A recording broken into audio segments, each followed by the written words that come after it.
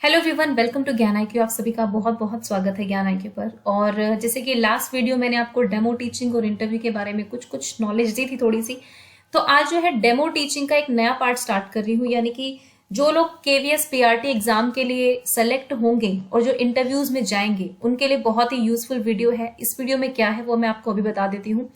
Actually इसके 5 videos में लेकर आऊंगी डेमो टीचिंग के पोएम्स पर स्पेसिफिकली, ठीक है, कि जिसमें आपको पोएम्स कराऊंगी। पोएम्स का मतलब है कि उनको कैसे आप सिंग करके यानी कि आप गाकर कैसे बच्चों को सुना सकते हैं। और इंटरव्यूअर जब आपसे ये पूछेगा कि कोई भी पोएम आप कैसे पढ़ाएंगे, तो एक चीज आपको याद रखनी है कि पोएम जो है सिर्फ आपको पढ़ानी नहीं है, वो बच्चों की जुबान पर होनी चाहिए। तो वो पोएम बच्चों की जुबान पर कैसे हो सकती है, जब उसे आप सिंपल भाषा में पढ़कर नहीं बल्कि गाकर सुनाएंगे। तो इसमें क्लास 1 की जो है मैंने 4 पोएम्स ली हैं, 2 इंग्लिश की ली है और 2 हिंदी की, जो आपको भी मतलब मैं इस तरह से आपको सुनाऊंगी कि आपको भी वो बिल्कुल झट से याद हो जाएगी और आप अपने बच्चों को भी झट से याद करवा सकते हैं। तो अगर आप ऐसे इंटरव्यू में गाकर सुनाएंगे तो एक बहुत अच्छा इम्पैक्ट आपका पड़ेगा। आपकी वॉइस मॉड्यूलेशन आपको हमेशा यूज करनी है। देखिए, ऐसा होता है कि कई बार क्या करते हैं ना, सिंगिंग में हम ऑब्वियसली ये गॉड्स गिफ्ट है कि भगवान से मिला हुआ एक ऐसा गिफ्ट है जो अगर हो सकता है आपकी आवाज बहुत अच्छी हो, सुरीली ना भी हो, ठीक हो, बीच बाच में हो, लेकिन ये है कि आपको अपनी तरफ से उसको इतना इंटरेस्टिंग बनाना है बच्चे के लिए कि बच्चा उसे 2 बार सुने तो उसकी जबान पर वो पोएम घूम जाए। ठीक है, तो मैं अपनी क्लास में कैसे यूज करती थी जब क्लास 1 पढ़ाती थी या क्लास 2, क्लास 3, क्लास 4, तो किस तरह से मैंने उसमें यूज किया है वो टेक्निक जो है मैं आपको बता रही हूँ। अब देखिए, एक चीज मैंने इसमें छोड़ दी है क्योंकि obviously this is a recorded video, ठीक है, मैं खुद लाइव नहीं हूं इसमें। तो आपको एक्शंस जो है, एक्शंस खुद सोचने पड़ेंगे कि आप इन पोएम्स पर क्या एक्शन करेंगे, क्या यूनिक एक्शंस आप करके बच्चों को और अच्छे से याद करा देंगे। बट हाँ, इनको किस तरह से पढ़ना है, इनको किस तरह से गाना है, वो मैं आपको ये पोएम मतलब इस तरह से इजी वे से आपको बता दूंगी। बहुत इंटरेस्टिंग भी है और बच्चे आप देखना बहुत ध्यान से सुनेंगे जब आप ये करेंगे, और आपका इंटरव्यूअर जो होगा वो बहुत ही खुश हो जाएगा आपसे अगर आप इस तरह से इस पोएम को गाकर सुनाएंगे। तो क्लास 1 की तो बहुत इंटरेस्टिंग पोएम्स हैं। अगर आप और कुछ ना भी करें, मेरी तरफ से एक सजेशन रहेगा कि आप हर क्लास की NCERT, चाहे 1st, 2nd, 3rd, 4th या 5th, पांचों से 2-2 पोएम याद कर लीजिए। 2 ना तो 1 तो याद कर ही लीजिए, एक इंग्लिश की, एक हिंदी की। क्योंकि अगर बाई चांस आपसे पूछ लिया जाए कि क्लास 2 की पोएम पढ़कर सुनाएंगे, क्लास 4 की पोएम आप कैसे सिखाएंगे, क्लास 5 की पोएम आप कैसे सिखाएंगे, तो वो आपको बताना पड़ेगा। ठीक है, तो इस तरह से ये पोएम है इंग्लिश और हिंदी की, दोनों। ठीक है, अब इसमें मैंने 2 ली है। 2 पोएम इसलिए ली है कि कुछ लोगों को एक मुश्किल लगे, एक आसान लगे, तो आप अपना ऑप्शन बेस्ट यूज कर सकते हैं। ओके, तो चलिए स्टार्ट करते हैं अपनी पोएम से। जो लोग अभी चैनल पर जुड़े हैं प्लीज चैनल को सब्सक्राइब कर लीजिए। अगर आपको चैनल अच्छा लगे तो वीडियो को लाइक जरूर कर दे बेसिकली, और शेयर भी जरूर कर दे अगर आपको पसंद आए तो। सो सबसे पहली जो पोएम ली है इंग्लिश में मैंने ली है वो क्लास 1 की flying man. This is very interesting poem, और मतलब ऑब्वियसली फर्स्ट क्लास है तो बच्चों के लिए लेवल ज्यादा बड़ा नहीं होगा। यहाँ पर बच्चे जो हैं बहुत छोटे होते हैं, तो उनका वर्ड टू वर्ड पढ़ने से पहले कोशिश कीजिए कि आप उनकी साउंड से उनको जरूर इंट्रोड्यूस करा दें। जब आप पोएम पढ़ा रहे होते हैं तो आपको डायरेक्ट जाके ये नहीं बोलना कि चलो हम पोएम पढ़ते हैं, पोएम का नाम है फ्लाइंग मैन, ऐसे आपको नहीं बोलना है। आपको सबसे पहले जो है बच्चों की प्रीवियस नॉलेज चेक करनी पड़ेगी। जैसे बच्चे सुपर हीरो के फैन होते ही हैं, आप पूछ सकते हैं कि आपको पता है कौन कौन से सुपर हीरो जो है, क्या आपने देखा है कोई उड़ता है आसमान में, कौन कौन उड़ता है आसमान में। आप बोल सकते हैं कि जैसे बच्चे आपको, वैसे अगर आप सुपर हीरो से भी इंट्रोड्यूस ना करें तो आप उड़ने वाली चीजों के बारे में पूछ सकते हैं। जैसे काइट होती है ना, आप बच्चों से पूछ सकते हैं कि बेटा काइट आपने देखी होगी, सबने उड़ाई होगी ना काइट, ठीक है, तो अच्छा हमें ये बताओ कि काइट की तरह और आसमान में कौन कौन उड़ता है। बच्चे आपको बहुत सारे रिस्पॉन्सेज देंगे, बर्ड्स देंगे, बहुत सारी चीजें देंगे। ठीक है, फिर आप बच्चों को लेकर आएंगे इस बात पर कि क्या आपने किसी सुपरमैन को भी उड़ते हुए देखा है, तो बच्चे आपको कुछ ना कुछ आइडिया देंगे कि हाँ हमने किसको देखा है। ऑब्वियसली सुपरमैन के अलावा और भी बहुत सारे हैं जो आसमान में उड़ते हैं। हमारे टाइम पे शक्तिमान भी आसमान में उड़ता था। तो आप इनके एग्जाम्पल देकर बच्चों को धीरे धीरे इस लेसन पर लेके आएंगे और उनको बताएंगे कि आज हम ऐसे एक फ्लाइंग मैन के बारे में देखेंगे। फ्लाइंग मैन के बारे में एक गाना सुनाकर मैं आपको दिखाऊंगा, जो आपकी किताब में भी दिया गया है, जो आपकी बुक में भी दिया गया है। आप मतलब सुनाऊंगा या सुनाऊंगी, जो भी आप कर रहे होंगे। ठीक है, तो गाना, बच्चे कहेंगे गाना भी दिया होता है बुक में, तो आप कहेंगे हाँ है तो पोएम, लेकिन हम इसको गाने की तरह सुनाएंगे ताकि आपको ये और अच्छे से याद हो जाए। ठीक है, तो बच्चे आपके साथ साथ भी गा सकते हैं। आप पहले 2 बार गाकर सुना सकते हैं, या फिर आप 2-2 लाइन करके बच्चों के साथ उसको धुन के साथ बनाकर गा भी सकते हैं। ठीक है, तो चलिए स्टार्ट करते हैं। तो कोई भी पोएम जब आप इंट्रोड्यूस करते हैं तो try to connect that lesson और poem to their real life, बच्चों की रियल लाइफ से जोड़ने की कोशिश करें। कुछ ऐसे क्वेश्चंस पूछे, कुछ ऐसे मतलब क्यूरोसिटी वाले क्वेश्चंस पूछे बच्चों से कि बच्चे सोचें हाँ आज हम क्या इंटरेस्टिंग पढ़ने वाले हैं, वो भी सोचें, और फिर जब उनको इंटरेस्ट डेवलप हो जाए तो आप लेसन को इंट्रोड्यूस कर सकते हैं। ओके, सो देखिए this is about flying man. तो इसको आप कैसे गाएंगे, बहुत आसान है। Flying man up in the sky, where are you going to, flying so high over the mountains and over the sea. Flying man, can't you take me? तो ये जस्ट एक मैंने आपको एक एग्जाम्पल दिया है कि ये एक धुन जो है मैंने खुद बना रखी है। जब मैं टीचिंग करती थी प्राइमरी क्लासेस की, तो उस टाइम पे मैं खुद ये मतलब ये पोएम और ये धुन जो है मैंने खुद बनाई थी, और मुझे इतनी अच्छी लगी थी कि मैं सोच रही थी क्योंकि मैं एक म्यूजिकल पर्सन हूँ, मेरी आवाज़ भी भगवान की दया से अच्छी है, तो मैं थोड़ा म्यूजिक में ज़्यादा इंटरेस्ट रखती हूँ। तो मुझे लगा कि क्यों ना पोएम्स को थोड़ा म्यूजिक ऐड करके सुनाया जाए। और आप सर्च कर सकते हैं यूट्यूब पर कहीं भी, ये धुन मैंने खुद ही बनाई है इस पोएम के ऊपर। मतलब मे भी किसी सॉन्ग की धुन हो सकती है, मुझे नहीं पता, बट ये पोएम पर्टिकुलरली मैंने इसमें खुद वो किया है, इनोवेशन अपना।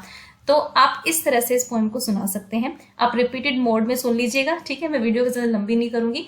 तो गाकर ये इस तरह से बहुत आसानी से आप इसको सुना देंगे।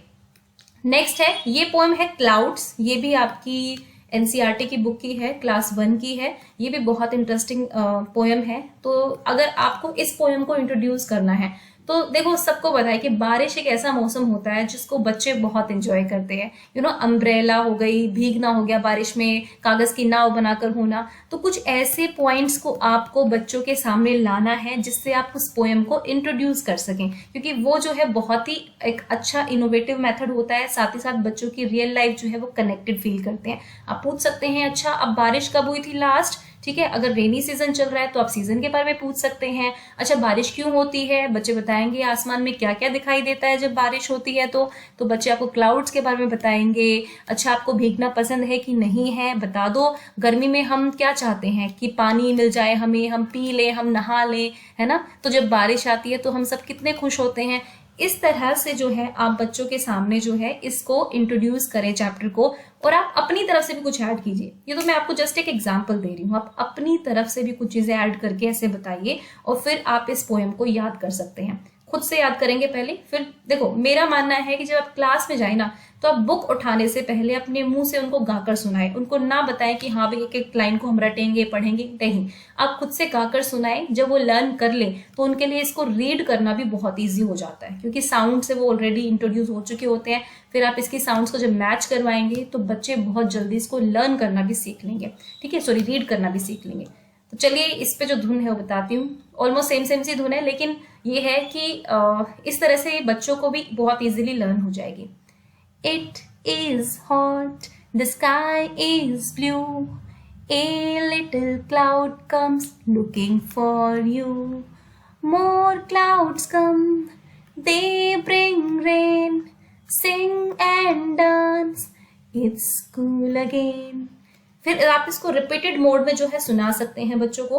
जरूरी नहीं है कि आपको पूरी पोएम को एक साथ सुनाएं, ठीक है। आपने ये 3 जो लाइन है पहली, इनको एक सेगमेंट में ले लिया, फिर लास्ट की 4 लाइन को आपने सेकंड सेगमेंट में ले लिया, फिर इनको जोड़ लिया, और उसके बाद आप पोएम इंट्रोड्यूस कर रहे हैं बच्चों को। तो ये अपने आप में बहुत हो जाएगा, ठीक है। अब देखो बात आती है पोएम के साथ, क्योंकि इंग्लिश की बात कर रहे हैं तो मीनिंग की भी बात आती है कि इंग्लिश में जो है बच्चों को मीनिंग समझ में आना चाहिए। तो जब आप इट इज हॉट बताएंगे तो आप एक्शन भी करेंगे, ठीक है। एकदम से हिंदी नहीं बताना है, एक्शन के साथ करेंगे, ठीक है। उसके बाद स्काई इज ब्लू में आसमान की तरफ इशारा करके आप एक्शन कर सकते हैं। क्लाउड का एक फ्लैश कार्ड या पिक्चर दिखा सकते हैं, ठीक है।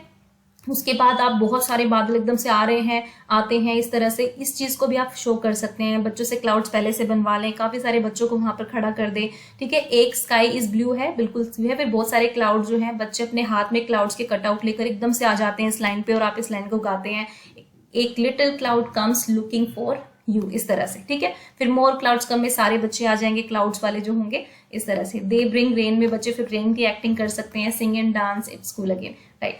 तो ये एक पोएम है इंग्लिश की जो आप और अच्छे से एग्जीक्यूट कर सकते हैं अपनी क्लास में। ठीक है। तो ये 2 पोएम थे क्लास 1 की इंग्लिश लैंग्वेज में, जो मैं सोचती हूँ कि बहुत अच्छी है, मुझे बड़ी इंटरेस्टिंग लगी थी। तो मैं आपको ये सजेशन दूंगी कि इन 2 पोएम्स को आप जरूर प्रिपेयर कर लें, बहुत अच्छी है। अगर इंटरव्यूअर आपसे सिर्फ क्लास 1 की पूछता है तो आप कोई भी सुना सकते हैं। अगर आप पूरे उसमें कहेगा आपसे कि चलो आप किसी भी क्लास को पोएम कैसे टीच कराओगे, सपोज आप 2nd क्लास को पोएम कैसे टीच कराओगे, तो भी आप इसका यूज कर सकते हैं, कोई ऐसा कंसर्न वाली बात नहीं है। नेक्स्ट देखते हैं, अब आते हैं हम हिंदी की पोएम्स पर। देखो हिंदी की पोएम, क्योंकि ये लैंग्वेज ऑब्वियसली हमारी मदर लैंग्वेज है, तो हम लोग बहुत आसानी से चीज़ों को पढ़ सकते हैं। बच्चे इस हिंदी की पोएम्स को ज़्यादा एंजॉय कर पाते हैं क्योंकि उन्हें वो ईजिली समझ में आ जाती हैं। ठीक है, तो आप हिंदी की पोएम में, ये इतनी इंटरेस्टिंग पोएम है पकौड़ी आई, मतलब आई टेल यू कि इतना ज़्यादा एंजॉय किया था जब मैंने फर्स्ट क्लास में पोएम कराई थी, और बहुत ही मज़े आए थे। इवन मैंने तो लंच में उनको कहा था कि नेक्स्ट डे पकौड़ी लेकर आनी है। ठीक है, तो कुछ बच्चे लाए थे, ऑब्वियसली सारे लेके आए थे। ये एक जस्ट इंसिडेंस है when I was teaching first class.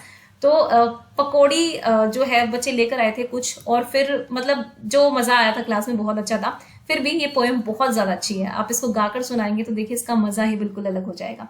ठीक है, तो अगेन वही कहूंगी कि अगर पकौड़ी पोएम आपको इंट्रोड्यूस करनी है तो सबसे अच्छी बात है एक दिन पहले सोच कर रखिए कि भाई कल जो है बच्चे पकौड़ी लेके आएंगे, आप भी कोशिश कीजिए खुद पकौड़ी लेकर आए, मतलब आप इंटरव्यूअर को इस तरह से बताएंगे। ठीक है, ठीक है। अब उसके बाद जब पकौड़ी ओपन करवाएंगे, हो सकता है बच्चे खा भी जाए आपकी क्लास में, इट्स ओके, फर्स्ट क्लास के बच्चे कभी भी भूख लग सकती है, खा लिया तो कोई बड़ी बात नहीं है। और उसके बाद आप इस साथ उनको खाते खाते, जब वो बच्चे खा रहे होंगे, जब आप उनको पकौड़ी के बारे में बता रहे होंगे, उनसे बातें करने होंगे, उसके बाद धीरे धीरे आपको इस पोएम को इंट्रोड्यूस करना है। कैसे गाएंगे?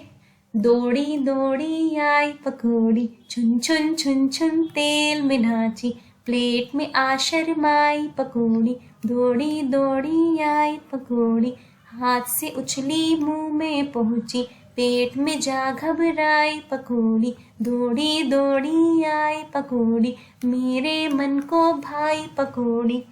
इस तरह से जो है इस पूरी पोएम को आपको कंप्लीट करना है, और इस तरह से आप जो है बच्चों के सामने सुना सकते हैं। देखो मैंने आपको कंप्लीट पोएम एक साथ सुनाई है, ऑब्वियसली मैंने एक साथ बच्चों को नहीं सुनाई थी। ठीक है, मैं हमेशा सेगमेंट्स लेती हूँ पोएम में। जैसे मान लीजिए मुझे इतना पैराग्राफ कराना है, तो पहले इसको इंट्रोड्यूस करा के जब बच्चों की जबान पर ये पूरा पैराग्राफ आ जाए, फिर मैं आगे जाती हूँ कि अब पूरा आ जाए। ठीक है, और मैं ये नहीं कहती याद करनी है, ऐसे नहीं। उनको कम से कम भी 5 से 10 बार मैं क्लास में ऐसे करवा लेती थी कि बच्चों के मुंह पे वो अपने आप से होती थी। छुट्टे के टाइम पे ना वो गा रहे होते थे उस पोएम को, तो बहुत इजीली आपको ये चीज हो सकती है, मतलब आराम से आप इसको करा सकते हैं। तो ये एक पोएम है। उसके बाद जो एक और पोएम जो मैंने ली है वो है झूला। पहला ही चैप्टर है झूला, बहुत अच्छा है, सावन के महीने का है। तो क्योंकि देखो वैसे तो सिलेबस जो है फर्स्ट क्लास का अप्रैल से स्टार्ट हो जाता है, लेकिन अभी जैसे दिल्ली मिशन बुनियाद चलता है कि वैसे में भी कुछ ना कुछ चीज़ें चलती रहती हैं, तो हो सकता है इसका झूले का जो मौसम आए तब तक आपको पोएम इंट्रोड्यूस करे, लेकिन ऐसा होता नहीं है जनरली। तो पहला ही चैप्टर है। तो झूला जो है ऑब्वियसली सावन के टाइम की बात है ये, और जब बारिश भी होती है, बहुत सारी चीज़ें होती हैं, तो वही अगेन सारी चीज़ें आप इंट्रोड्यूस कर सकते हैं। बच्चों से पूछ सकते हैं कि क्या आप कभी झूले पर झूले हैं, और अच्छा झूले पर कौन कौन झूला है, क्या कोई झूले से कभी गिरा भी है, चोट भी लगी है कभी झूले से। अच्छा, तो ये सारी चीज़ें भी आप इनकलकेट करें ताकि आप कंसर्न भी दिखाएं बच्चे को कि झूले पर झूलते वक्त जो है हमें सावधानियां भी बरतनी चाहिए, है ना। तो ये सारी चीज़ें हैं। इस पोएम को कैसे पढ़ेंगे, बहुत ही अच्छी है। अम्मा आज लगा दे झूला, इस झूले पर मैं झूलूंगा, इस पर चढ़कर ऊपर बढ़कर आसमान को मैं छू लूंगा, झूला झूल रही है डाली, झूल रहा है पत्ता पत्ता, इस झूले पर बड़ा मजा है, चल दिल्ली ले चल कलकत्ता। इस तरह से देखो यहाँ पे शहर भी आ रहे हैं, तो ये भी अपने आप में बहुत अच्छी इंटरेस्टिंग पोएम है। तो मुझे लगता है इस तरह से अगर आप पोएम्स को सुनाएंगे बच्चों को तो वो बहुत ही इंटरेस्टिंग वे से होंगी। आप बच्चों की रिकॉर्डिंग कर सकते हैं। ठीक है, उस रिकॉर्डिंग के, चलिए वो तो बात की बात है, जब आप अगर चाहते हैं कि आप इनोवेटिव टेक्नोलॉजी यूज़ कर रहे हैं, इनोवेटिव मेथड्स को यूज़ कर रहे हैं, तो आप ऑब्वियसली अवार्ड्स के लिए भी अपना नॉमिनेशन कर सकते हैं। उस चीज़ में जो है हम इन चीज़ों की रिकॉर्डिंग करके चलें तो ज़्यादा बेटर होता है। खैर जब वो टीचर बन जाएंगे तब की बात है, लेकिन हाँ मैं ये जरूर कह रही हूँ कि आप जो है अगर इस तरह से पोएम्स को कराएंगे तो वो वेल एंड गुड होगी और बहुत अच्छे से आपकी क्लास में एग्जीक्यूट होंगी। क्लास से पहले आपके इंटरव्यूअर जो होंगे वो जरूर इंप्रेस हो जाएंगे आपसे अगर आप इस तरह से बढ़ाते हैं। लेकिन इस चीज में एक चीज और ऐड करूंगी, आपके एक्शंस, आपके हाव भाव, आपकी वॉइस मॉड्यूलेशन, आपके इंटोनेशंस, आपके जेस्चर्स बहुत अच्छे होने चाहिए। तो एक्शंस अब मैं आप अपने पूरी यूट्यूब फैमिली से ये कहना चाहूंगी कि कोई भी इन चारों में से कोई भी एक पोएम पर एक्शन करके वीडियो अगर सेंड करना चाहता है तो आप यूट्यूब पर मुझे सेंड कर सकते हैं, मेरे ज्ञान IQ वाली मेल पर। टेलीग्राम चैनल को ज्वाइन कर लीजिए, और अगर आप इन पर कोई भी एक्शन बनाकर, अपना इनोवेटिव एक्शंस बनाकर पोएम सेंड करना चाहते हैं और चाहते हैं कि मैं यूट्यूब पर उसको डालूं ताकि बाकी लोगों को भी एक्शंस के बारे में पता चले, तो प्लीज आप सेंड करें, मैं आपकी वीडियो जरूर अपलोड करूंगी इस पर। ओके, तो चलिए भाई, आज की क्लास में सिर्फ इतना ही डेमो टीचिंग में। तो पोएम्स को कराने का बहुत अच्छा तरीका ये हो सकता है, तो ये फर्स्ट क्लास की पोएम थी, अगली जो वीडियो होगी उसमें हम सेकंड क्लास की पोएम्स को लेंगे, फिर हम थर्ड क्लास की पोएम को लेंगे, फिर फोर्थ एंड फिफ्थ, सारी क्लासेस की कुछ ना कुछ पोएम्स जो है मैं आपको करा दूंगी ताकि आप उन पोएम्स को एटलीस्ट प्रिपेयर कर लें। Okay, thank you for watching ज्ञान IQ।